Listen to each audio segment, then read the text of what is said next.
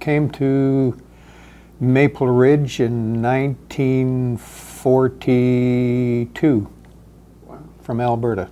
My earliest memory would probably be living across from the Hammond cash store. And there were some small buildings there. In fact, they later became Alf's jewelry shop. And my mother and I lived there. My dad was overseas. So my first memory is probably that tiny little domicile that we stayed in for, I don't know, 6 or 8 months.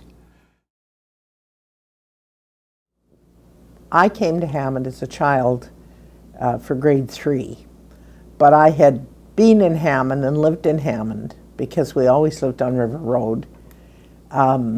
I was raised on River Road, and so I went back and forth to Hammond because it was the big town. It was bigger than Port Haney at the time, or bigger than Haney.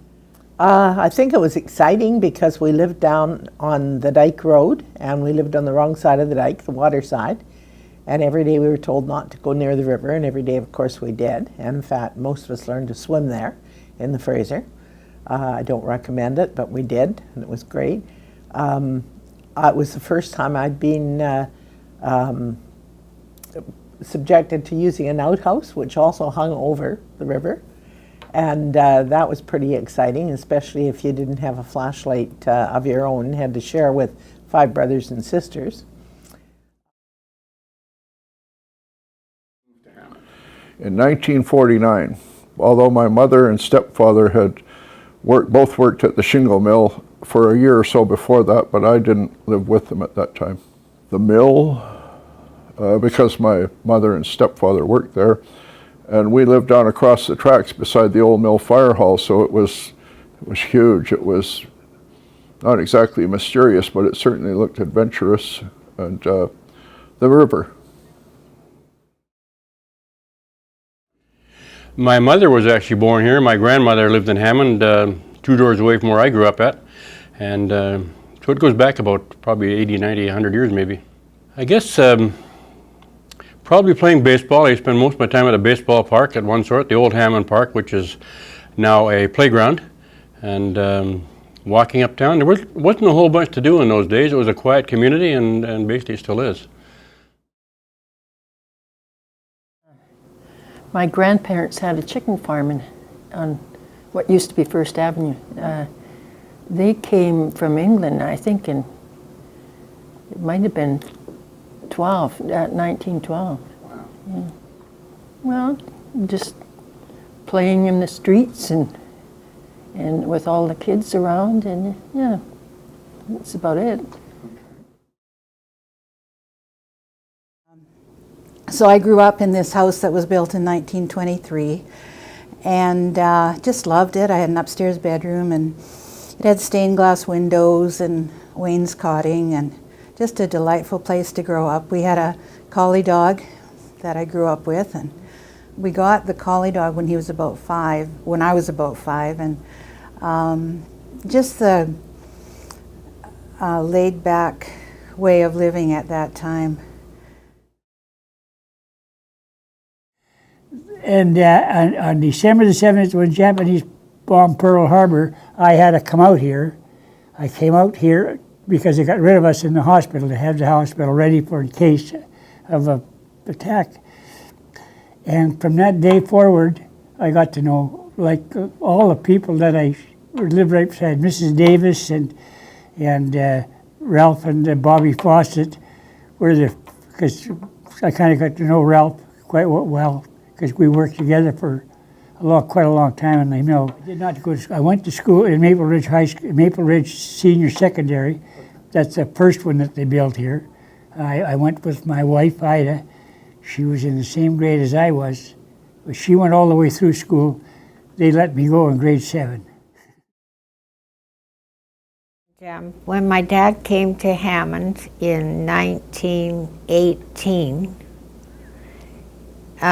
he boarded with the Finneys, and the Finneys had 2 or 3 pieces of property, and he stayed with what I'd call the old folks, and we became very good friends with their family, and we got to know the 3 generations. And as a matter of fact, my husband and I and Joey, he was the last of the generations, and we were always good friends and did things together.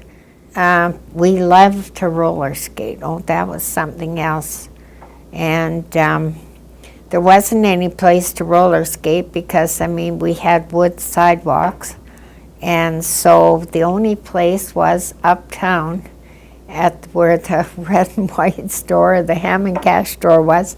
So we used to go up there and roller skate and drive people crazy.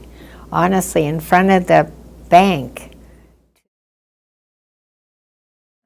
As far as I know, it was about 1944. Age-wise, I was about 5 or 6 years older. Yeah, I went to school, and I think it was grade 1, but may have been grade 2. I can't remember. Okay. And this you'll find interesting. We had this huge, tall tree in the back of our yard. It's just a stump now, and the yard is still there, and the house is still there.